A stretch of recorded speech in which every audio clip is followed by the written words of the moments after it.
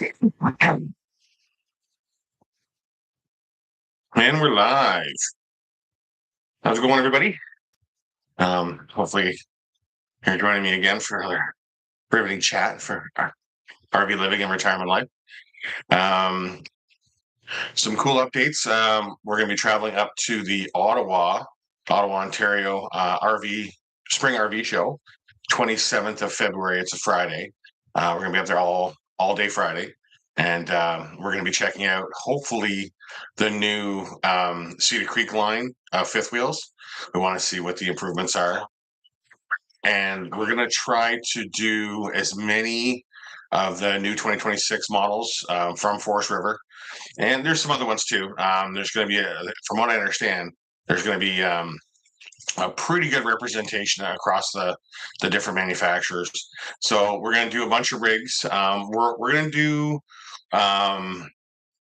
not live reviews, but we're going to do reviews of the rigs that we find are the most geared to full-time living or long-term living.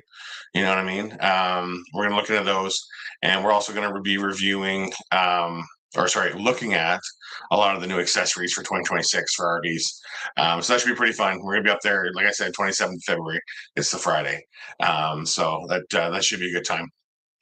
So we're gonna get right into some questions tonight, and it's open. Obviously, it's open for RV and retirement questions. So if you have any questions about that stuff, if you have any questions about anything, you can you can ask anyway. We'll go from there.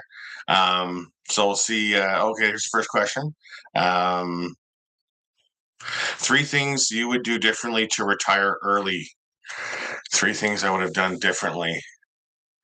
Um, I think one of the things I would have done was I think I would have embraced the idea of need some, because I've always been, when I've looked at stuff to buy for myself, like my hobby stuff, vehicles, boats, whatever, it's always had to be a certain, I don't know, a certain level, a certain price, a certain age, had to be newer than older, that kind of stuff. I would have liked to have embraced the concept of needs some work, needs some TLC, needs some upgrades, and been able to buy the things I wanted for less money, and just been able to put a little bit more time and effort, I guess, time and physical effort, a little bit of money to make things good enough for what I needed them for. I wish I would have learned that earlier. I wish I would have started that earlier. Instead of like, I guess the best example I can give is instead of buying that $80,000 fully restored, classic card that you've always wanted. I think it'd be better to look for a, 19 whatever, Mustang convertible, classic, needs some interior work, needs some engine work, and, saved a bunch of money doing that, and, put the extra money into making it more of my own, I guess, and spending money a little bit more wisely, I guess. I'm not too sure about a third one. I think, I guess for a third one, I think I would have put more effort into, I guess, more attention to making retiring early the absolute goal. Like, made that the sole focus, and everything revolves around that, instead of it being, yeah, I want to retire soon. It was, I wish I would have been more, I am retiring in 6 years, and this is what I need to do to get there, and just stuck to the plan. Um, yeah, of course, life gets in the way, and you get a little, you can be, you know, life gets in the way. It pushes you left, it pushes you right.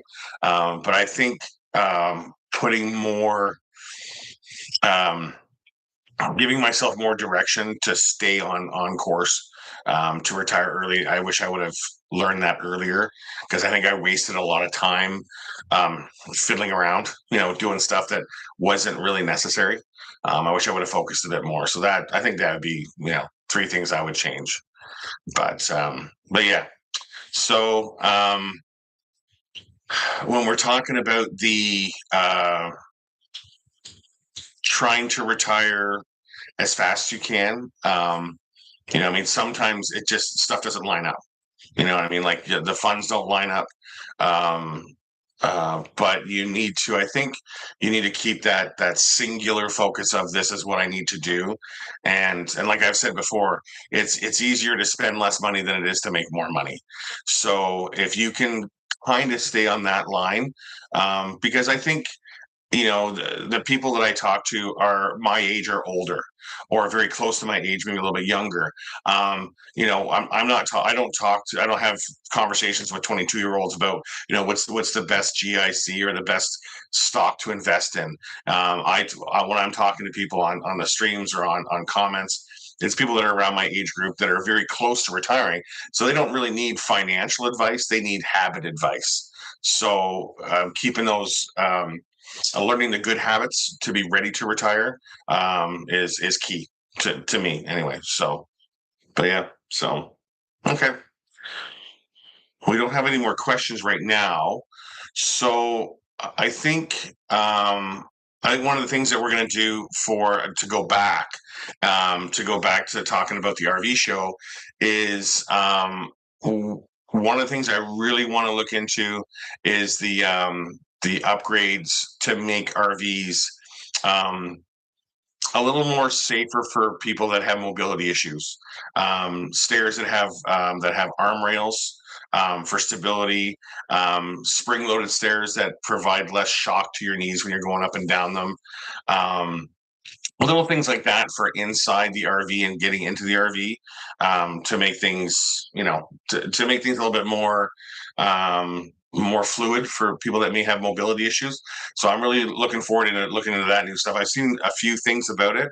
There's a few pieces of equipment out there that I would like to see. So I'd like to get into that, but we'll see what they have. You know what I mean? They're listing the what's it called? They're giving the not the product listing, but the company listings of who's going to be there. So I'll be able to research a little bit of it before we get there. So that'll be really nice to do. Let's see here. Okay, next one. Do you think that two couples could travel in one trailer for a trip? I'm just gonna think about this for a second. For a trip, like a short-term trip, yes, I think two couples could do that. I think they could find a way to make it work. I mean, like we all know that trailers are small, and depending on what size of rig you got, it could be really small or it could be good size rig too. But I think you would need to make sure that you are very good friends and that you know quite a bit about each other. Because I think and oh, okay. Well, actually, you know what? I'm gonna break this into two parts. The first one is um, two couples where one couple has the fifth wheel or the RV of some kind, and the other couple has never been in a trailer before or doesn't own their own trailer. That I think would work okay because I know for me and well anyone that's spent any time in a trailer, everything is done a certain way because that's the way it's done. Everything has a spot to go because that's where it goes. Because storage is at a premium, movement is at a premium. Everything is very cut and dried in a lot of cases. I think if it was if I was bringing a couple along with us that had never been in an RV before, I think that would be fine because it would just be like we would just do what we normally do, and then the people would just follow along. The other side of it, I guess, would be if you had like both of you guys had trailers, and you went in. Like if somebody came with us in our trailer, but they had their own trailer, I think it'd be kind of an interesting dynamic because I think they would be used to doing things their way, um, and I think there'd be a little bit of buttons and heads. I think it would work. I think it would. I don't think it would be a big problem. But I think you would need to have some conversations definitely before you step off to make sure that everybody's kind of on the same page, I guess. That's something, that's I mean, that's about all I can say about that. But yeah. Be interesting though. It'd be interesting. It'd be very different from doing a buddy rig trip, like where two of you hook up onto your rigs and follow each other around, because you still maintain your own space. You're just really just traveling together, and you're hanging out on campsites together and stuff like that. But you have your own personal space when you're all set up and stuff. So I think that'd be a very different if you were sharing one trailer. I think that'd be interesting. But anyway. Um, do you prefer small parks or big resorts? Um, I prefer smaller parks because it's more. It's kind of more what I envision, or sorry, it's really more like what I remember from being younger, where we used to go to like a provincial park or a state park or a smaller place. Like I remember going to like a national park, and if you saw an airstream pull in, that was somebody was living large. Like, what I mean? That was a big deal. I remember we would camp in a van with a big tarp pulled out front as an awning. You know what I mean? So that's what I remember as a kid. And I think going to a smaller campground kind of reminds me of that. Now, having the amenities of a good size resort or a good size RV park where you got pool and hot tub and common areas and all these events and there's something going on every day. That's also pretty cool. I think that has its own charm and its own attraction for sure. So I think I like smaller campgrounds better than larger campgrounds. But I think, especially like going down south to Florida or wherever for a long period of time, like a 6 months straight, staying at one place, like a seasonal thing, for like a snowbird season, finding a park that has all the amenities. I mean, it is nice, I mean, because you're going to be there for 6 months or 5 months or whatever it is. So I think bigger park for the longer stay, I think is better. Staying at campgrounds for, a week here and a week there and seeing these smaller mom and pops and learning about the area and things like that as you're traveling to and from, I think is amazing as well. But I think it depends on how long you're staying between the two. That's the way I look at it. But okay. Next question. Have you ever thought about having two rigs, one south and one north, and traveling between the two? Yeah, absolutely. Um, one of the biggest drawbacks of doing the snowbird thing is the distance and the traveling, and when you're full timing, you're leaving. Like I'm leaving my summer park in Canada in November, and I'm driving down to Florida. And sure, you can do it in like 3 days. You can do it in 8 days. You can go as fast or as slow as you want. But you're still limited to how much you can drive during the day, and you're pulling your entire house behind you. So the idea of having a rig at my summer park that has all the normal stuff in it that you would need, and then having a rig stored somewhere in Florida close to my winter, park in Florida, and then just, picking it up down there and setting it up and using it and then putting it back into storage, then driving home with just the truck. It does have an appeal. We've definitely discussed it.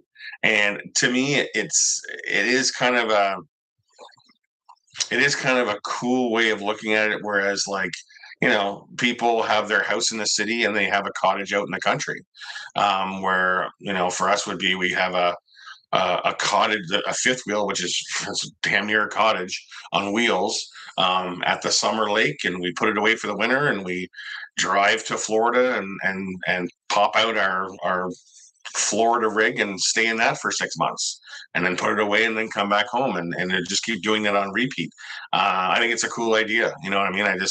I think, I guess realistically, where can you get a cottage for, $25,000 for a fifth wheel and pay your site fees for the time that you're there? You know what I mean? Like to me, that's a win-win. So yeah, I would definitely like do more research on it for sure.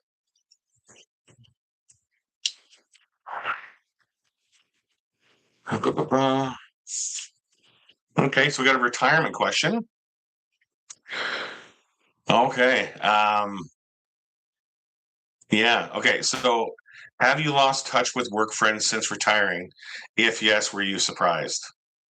This is a good one. Um, I think, well, I think it's different for everybody, but I think for the most part, I think what I'm about to say is pretty standard in that when you work with people all day long, 8 hours a day for X number of years. You might be, if you're in the military and you get posted around a bunch of times, you meet obviously new people everywhere you go. If you're in the same company for 15, 20 years and you have people that are there and you work with them 8 hours a day, everyone develops that, like the work wife, the work husband, that thing, and or with a group of people you work with, and you spend all this time with them, and you develop this, like, 8 hours a day, 5 days a week friendship, or like work friendship, I guess, and then you leave, and it's interesting how fast it just drops off. And I know everybody's, there's everyone always has those best of intentions where it's like, hey, we'll have to stay in touch. Hey, we'll have to get together every Thursday, like or every Friday when we used to do go for a end of week beer. We'll keep that going. We'll keep that going. Um, and then it doesn't go that way. It drops off. Maybe for some people it does. Maybe some people are just, they're best friends for life kind of thing, and I mean, it works out for them. But from what I found, it's just people just carry on with their own lives. I mean, I've got my life, my life direction, my retirement direction. Other people have their direction, their retirement, their work direction. So I think you do lose touch with people. um I think what surprised me the most was actually how fast it happens. And at first, I'm just like, wow, I guess everybody thought I was not a very great, very nice person. But I think it's just the way it goes.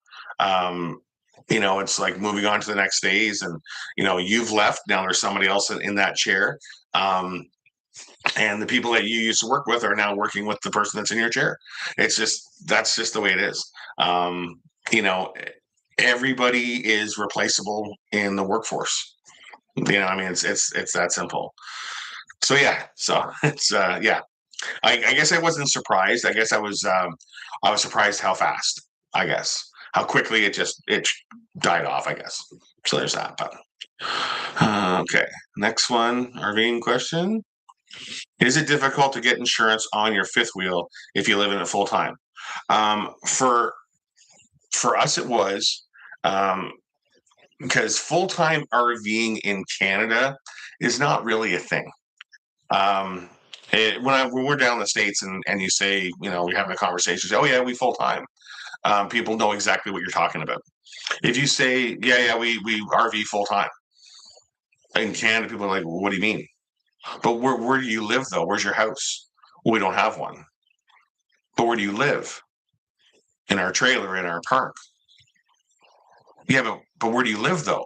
So it's a very different thing, because in Canada, unless you're in British Columbia, you can live all year round in a RV because the temperature allows it. Most places in Canada, it's harsh. I mean, the weather is we got really cold weather up here. So it's very hard to live in an RV all year round. There's people that do it. There's people that full time in their RVs, and they live in them all year round. Um, in Canada, that's just not something I can do, or I would do. So I think because it's not a normal thing in Canada, getting insurance on your rig for full time living is, you have to navigate the minefield of, am I covered or am I not? When we bought our Cedar Creek, our fifth wheel, we had to. We actually lucked out where that the dealership actually gave us three different company names. They're like, these are three companies that actually insure people for full time usage of their rigs. And it was something that we had never really thought about because we're like, well, what's the difference? But there is a big difference. So I guess the biggest thing is, depending on what province you're in or what state you're in, you definitely need to research um, the full-time living aspect of RVing, like right down to the manufacturer stuff, leaving the insurance out of it. There's manufacturers that, if it's determined that you're full-time living in that rig, they'll void your warranty, because that's not what those rigs are made for. They're made for occasional recreational use. So if it's discovered that you're living in it full time, they might look at it and go, no, your warranty's void. Sorry. So you need to research that for sure. But insurance, make sure, sorry, if you're going to be full timing, that you get the correct insurance, because you don't want to be, you know, you don't want to be left out to dry if something goes wrong, and have an insurance company just kick you to the curb because they're like, no, we're not covering that because you were living in it full time. So just, you have to research it for sure. Um, I lost my spot here. Where's here? Um, okay. Um, I like this. I have heard that all trailers are junk. How do you find one that's built better? Are there brands you wouldn't buy, and why? Um, I've made this statement hundreds and hundreds of times talking to other RVers, because unfortunately, when you talk with other RVers, usually the first question you get asked is, what's going wrong with your rig? You know what I mean? Because um, they're not made the same. They're not a house. So I've always made the smart ass comment of, whether it's a 1973 Winnebago or a 2025 Tiffin diesel pusher, they're all garbage in their own way, and they're all amazing in their own way. So I don't think there is a rig out there that you could say this is the best rig to buy. I don't think there is. There are brands out there, there are manufacturers out there that put the extra attention to detail, the extra effort, the extra material into their rigs to make them um, full time. I'm not going to say compliant, because there's no real rules with full time RVing, but there are rigs out there that they're building them to be a little bit more rugged and be more, I'd say, full time capable. You know what I mean? Forest River, the Cedar Creek line, I believe is amazing. They are. What I call them full time rated. I guess I mean, they have thicker walls, thicker insulation, thicker floors. Just little things to make the rig better. Um, there's um, there's so many rigs out there, so many manufacturers that put, like I said, the extra work, the extra material, and stuff into it to make their rigs more full time capable. Alliance RV, and I mean, it's a fairly new company, but they do great work as well. Um, all the big Class A's, the Tiffins and the Prevos and all that kind of stuff. Like, I mean, they're expensive, but if you look at the quality and the fit and finish and the way they're put together, you know what I mean? Like, they do it right in a lot of cases. Sometimes, though, unfortunately, when you're looking at something that's going down the highways and back roads of North America, stuff gets broken, stuff gets banged loose, stuff gets smacked out of place, and things break. You know what I mean? You're not building it and letting it sit still. You know what I mean? It's going to get moving. It's going to get moved around, and things are going to get broken. So if you are looking for a rig that you want to full time in, that's I would go on to you know. I would Google it. Honestly, I would Google it and say, top 10 rated um, full time RVs, or full time capable RVs, and see what pops up, because there's a lot out there.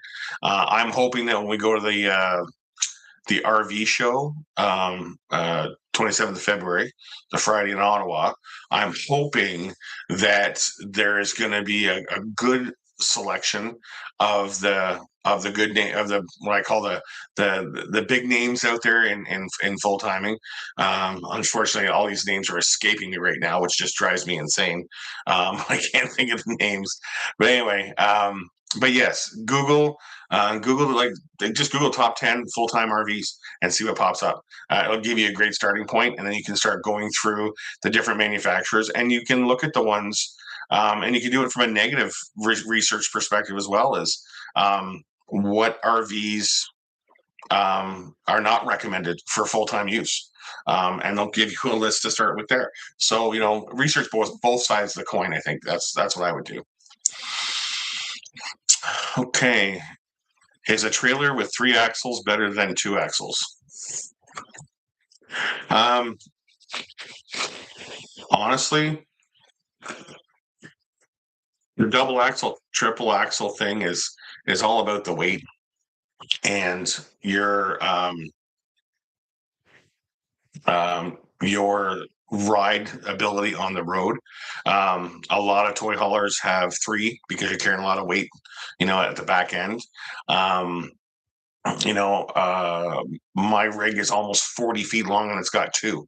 You can have a rig that's 36 feet long and have 3, depending on how the weight distribution is.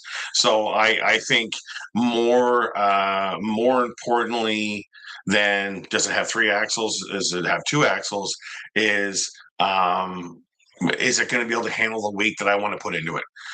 So I would look more into that than the double axle or triple axle. But of course, once you think you're loaded, take that thing to the Catskills and weigh it and make sure you're good. And if you're not good, then make some changes to get to be operating within your weight limits, because you don't want to go over. All right. I've seen some trailers with sticker that says all season. Is that important, and why? Okay, so the all season, so you'll see ones that'll say like all season, 4 season, 3 season. I've seen ones that say Arctic 3 season, and a lot of it is well, I'm not gonna throw any mud, but a lot of it is marketing. It really is. But the one thing it was explained to me by one of the manufacturers that we met down in Tampa was the way that they do the 4 season ratings for trailers. Is based on where that trailer is built. So if you have a trailer that's was designed and fabricated in California, it's California's 4 seasons compliant. If you have a trailer that's designed, manufactured, and assembled in Edmonton, Alberta, Canada, and it says 4 seasons, well, that's Canadian 4 seasons, and that's Canadian winter, so and fall, spring, summer. So the insulation will probably be better in it. The slide seals will be probably thicker, those kind of things. But like anything else, you need to research it for sure, to make sure that if you think, like, oh, this is 4 season, this is good to go, no problem at all. You need to figure out what 4 seasons are they talking about, and then adjust it. Adjust what you're looking for based on where you think you're going to be. If you're in the southern states all year round, not that big of a deal. If you're planning on going to Alaska all the time and go back and forth and stuff like that, well, then you need to look into it then. You're going to need to stay a little bit warmer. So, what's a toy hauler or a toy box? Okay. So fifth wheel toy haulers, trailer toy haulers, all that basically means is there is a a spot in the back of it, usually in the back of it, and the back folds down into a ramp, and you can bring in a motorcycle, a golf cart, whatever, a toy to take with you, a toy hauler. When you're talking about a toy box, the only one I can speak to that I've actually put my hands on, we looked at a Montana fifth wheel. It was a 41 footer, I think, and it had a toy box. So what it is instead of the entire back of the fifth wheel opening up, it opened. Sorry. Let me change my wording. The back of it opened up like a normal toy hauler, but instead of the back ramp dropping to the ground and then the whole back is open, only a section of the back is open. It's like the middle section, and usually the bed goes up, and then it opens up this little toy box area that you can put in a motorcycle or a skinny golf cart or something like that, something that'll fit in there. A lot of people just get it for the, have the extra storage space. But that would be the toy box. A toy hauler, usually they drop the ramp and it's got like hydraulic beds in the back and stuff that go up. And then you can put in like two motorcycles or a no, I almost said dune buggy, like a side by side machine that can go in there, golf cart, whatever. Some people buy them to turn that back garage space into an office. We've seen craft rooms being built in those where they take the hydraulic beds out and it's just a great big open space and they turn this into like an actual like craft room. So now those people were stationary. So I think you're probably safe to do so. You'd have to definitely find a really great way to tie everything down if you were going to be moving. But anyway, that'd be the difference between those two. But you can get little toy haulers that are like bumper pull trailers. And when you open the back of it, like a friend of ours had one, and she would bring her Harley inside it. And basically, the Harley was right into the kitchen. That's how short the trailer was. And you strap down the Harley, and then she got to wherever she's going. She'd take her Harley out, the bed would come down, and she'd set up her little, her trailer like, camping. And so most of the trailer was like the garage to transport the motorcycle. So it was a really interesting thing. So there's like tons of different models out there, different styles. So if you're a rider or like if you have mobility issues and you need a mobility, being able to bring that with you, that'd be something to look into as well for a toy hauler. All right. Do hmm. Oh, do I need to have heated bays or tank warmers? If you the under bay heating thing, I think they should make that standard across the industry. It might be now, I don't know. But having if it's cold enough to run your furnace, you want some of that hot air to blow into your underbelly to keep your pipes from freezing. I think that should be standard, whether or not it's on like a switch where you can like turn the basement off and or have it on and whatever. Ours is on. Ours runs all the time for our basement. Our heated basement or a heated bay underbellies. So when the furnace is on, it's warming up the inside of the fifth wheel, and it's keeping the under bay warm as well to keep the pipes from freezing. It's a great thing. I think it should be standard. Now the tank warmers, if you don't have under bay heating, then having tank warmers would be a good thing. And that's something. It's like a heating pad, like a heating module. Usually 12 volt. Sometimes it's 110 or 120, but usually it's 12 volt. And they go on the tanks, freshwater tank, gray and black, and it keeps the tanks from freezing. So if you're in an area that's cold enough, that might be a good idea to look into for sure. Under bay heating for sure. I think that should be just standard for me. What are your thoughts on Starlink? I've never had Starlink, but I've been lucky enough to use it. Like friends of mine have had it, and we've been able to use like log into it and use it. I think it's an amazing thing. I think for 2026 going forward, if you need to work from the road, or if your hobbies include gaming or high internet usage, I think Starlink is the only way to go. Myself, if you're not working or have high internet usages, I don't know. I don't know how how I'd feel about having it to like paying him for it monthly and and uh, um, and only using it just for entertainment. Um, so for me, it's like you know I know when you're full time living, I mean, you're just chasing 70 degrees. You're not on vacation, so you're not going to be occupied 24 hours a day, 7 days a week, going out and doing things because if you get sucked into vacation mode, you're gonna be broke anyway.